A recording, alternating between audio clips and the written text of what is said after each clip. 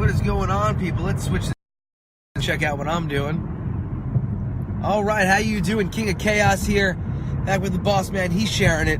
So you can go ahead and feel free to share, comment, like, ask any questions. We're back after a 1 week or so, or maybe 2 week absence over here. So we're glad that you could join us again. Tonight, we're going to kind of, I don't know, we're going to take your questions. We're going to see where things go. But I think we had discussed possibly going into some detail on at least a little bit more of the history of Warriors of Wrestling and kind of sharing our opinions on the best and worst things that Warriors of Wrestling has had.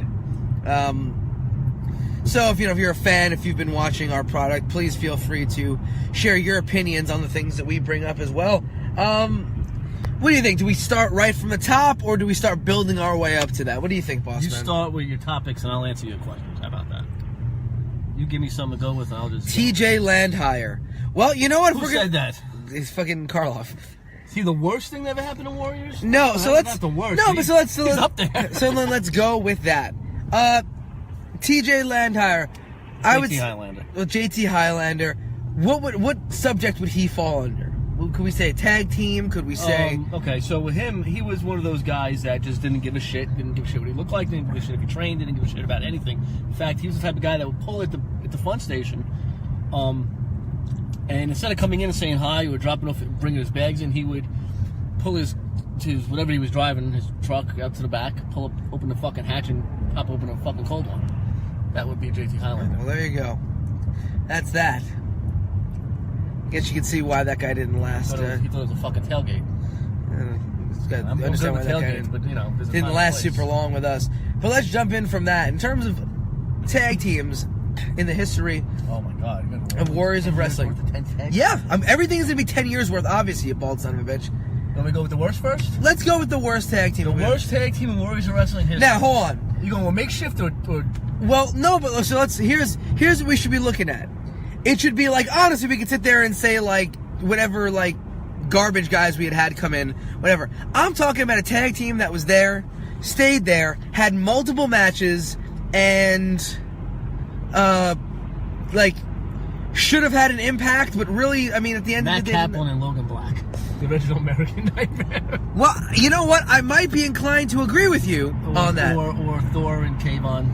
That could be... were they anything? They were a tag team. They were a faction. They were. Kayvon was a tag team champion. So he was a tag team champion. Yeah, they beat him, and Dillinger beat me and Jenny. Right, so that could very much be it. Karloff is saying absolutely Latino. There's part of me that agrees with him. Yeah, that's... Dan and Scotty? No, absolutely no. The actual absolutely Latino. Oh. It's like, I forgot that was their names. When you say absolutely Latino, I think of Dan and Scotty.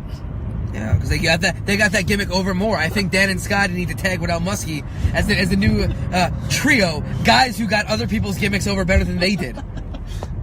I really forgot that was the name of that tag team. When I think of absolute Latino, I think of Dan and Scotty. No, I think it was worse than those. I definitely think it was. So you're going with Kayvon and Thor, or Kayvon? Any combination of those clowns. But those guys really didn't last very long. I feel like Absolute Latino lasted longer and really didn't have like any kind of impact with anything. They were tag champions too? Right, they were tag champions. They had a stinker of a match against Nunzio and what about Vito? What Vito. about Chachi and the other guy that used to be Jose Salvador? They weren't really a tag team though. No? Nah, he was more of a lackey to the whole stable. Okay. The dad bod. Speaking of that, yeah, let's jump into that now. Where does the dad bod, the original Jose Salvador, fall in terms of best and/or worst? Actually, no. It falls right into the trash can. How about that? I think he might be the one of the worst that we've had on the roster. Yeah, he sucked at some point. Terrible. But let's go best tag teams that we've had. SOV. Yeah, honestly, I think SOV stand a test of time. They were damn good. Latin Rev. See, Latin Rev wasn't together long enough for me. Again, 10 years. And if you're only together like 2 of those years, it's only... There's not many teams that were together long enough. SOV was. That's one team. SOV was together. I mean, Scotty and Dan were a tag team in between the whole gimmick they were doing before when they were actually being themselves and the goofs. I think those guys stand out as being a team that like really got over and kind of seriously took off, despite not being the most talented technicians in there. That's not an insult to either. Both those guys will tell you they're not the best technicians. You and Dirtbag Dan were a team for a while? We were, and I think we were all right.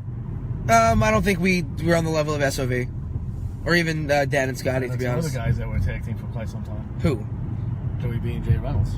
Yeah, but those guys were the shits. The shits. We were the longest running tag champions until EYFBO. And it must be nice until you when you're running the show.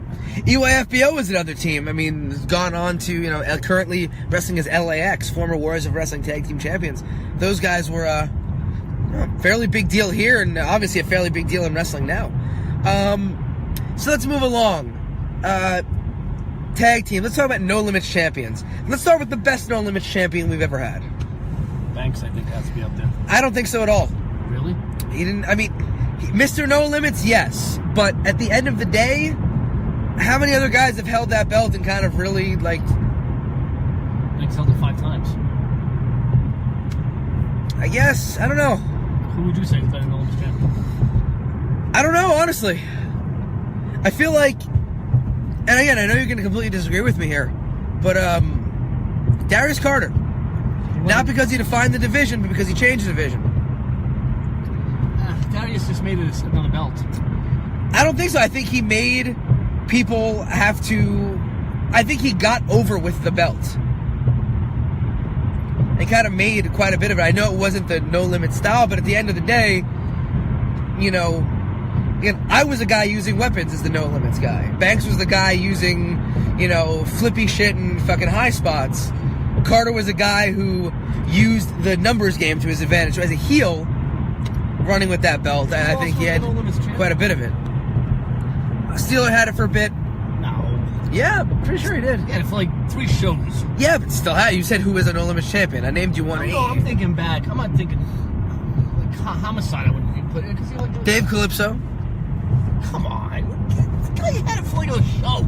Again, you said name me No Limits champions. Nick Saber had it for a while. Nick Saber was. I think Nick Saber was another guy who. Again, because it was so long ago, but, Nick Saber had that belt for a while. Nick Saber defended that belt in the, double title main event at, was it 3rd year anniversary? 2-year anniversary. 2-year anniversary. Yeah, Dane says, everyone wanted to see Darius lose the belt. It was like Ric Flair with the world title. Great heel work. So that's my opinion. Now let's go in for the worst. If you talk about top heels, I'm going to agree with Darius Carter all day long. You're talking about the No Limits title. You gotta understand what that title is. It's a title where the guy added prestige to the title because people wanted to see him lose it. Alright, you want to talk about the worst No Limits champion? Worst No Limits champion. They gotta kill the division. I forgot who he beat for that belt. Who did you beat for that belt? The guy who just said fucking use weapons and fucking built that shit. Yeah, that makes sense. Who was the worst No Limits champion? I'm not gonna. I mean, it doesn't have to be like somebody who was bad. It could just be somebody. It wasn't even really. It could just be somebody who you feel. Kiss. No, I think Sonny was damn good in that role. I don't know. I'm trying to think. I don't know who else was the No Limits champion.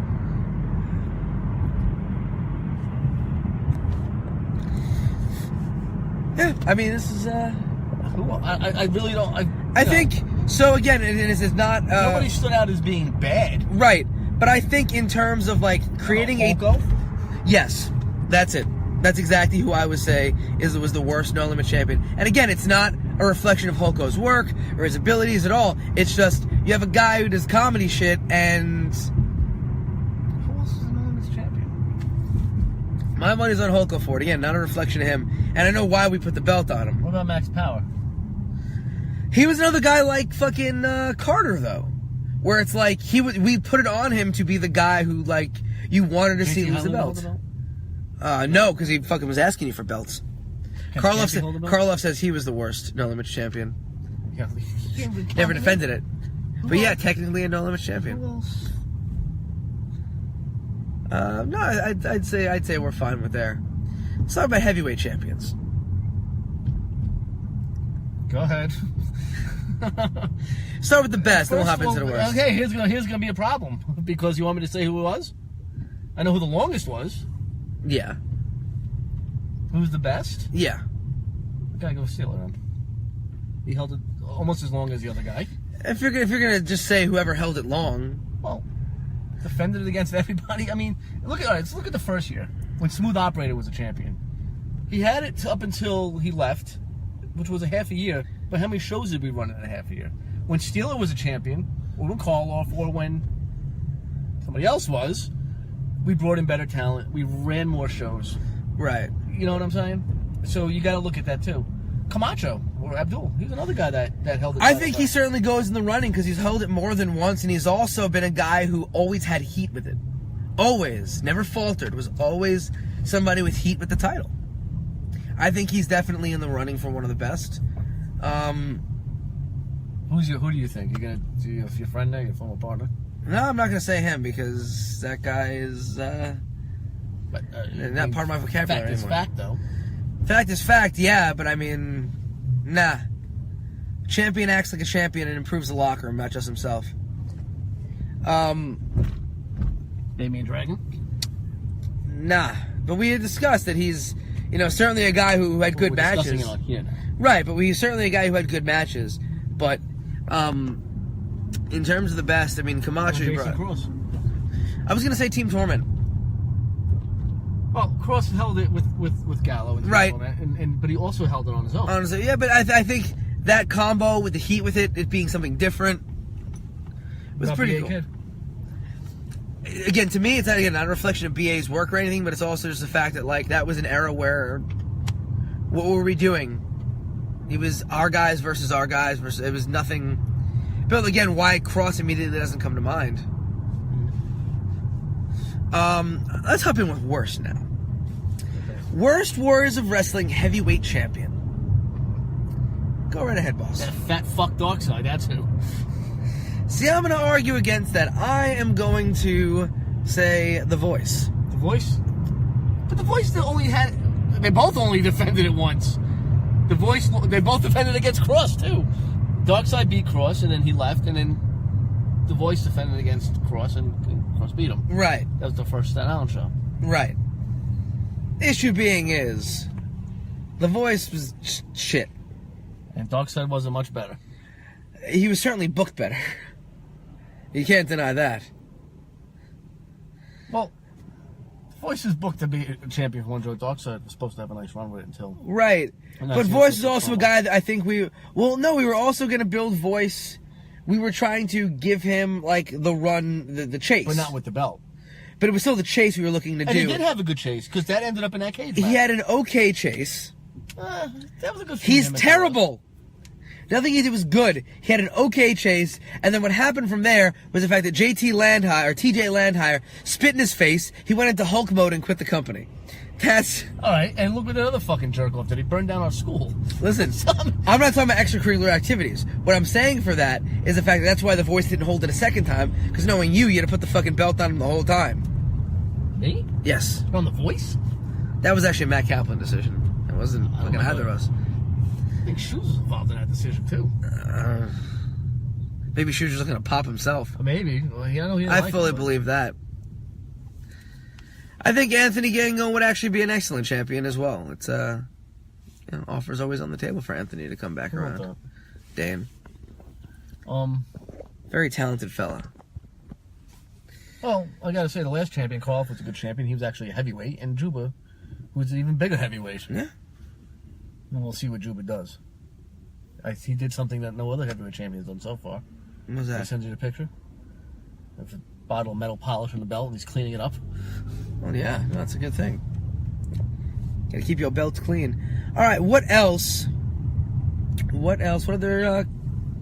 What do you think the worst match in Warriors of Wrestling history is? Oh God! Because I'll best tell you match right now. we could debate all day. El Muskie versus Frankie Love, even though it's not on any of the DVDs except the one that Frankie. I watched that match. I watched that match on Sunday morning. A bunch of my buddies from Chicago were staying at my place. Any of you wrestling fans, go ahead and check out Freelance Wrestling. I had Matt Nix, I had Craig Mitchell, and I had Stevie Fierce chilling at my place, and we were watching bad wrestling because that's what people do. We made sure to watch Andrew Anderson versus Tony Atlas. That was on there. Don't send me that. That was a great one. Laziness, Juba. That's what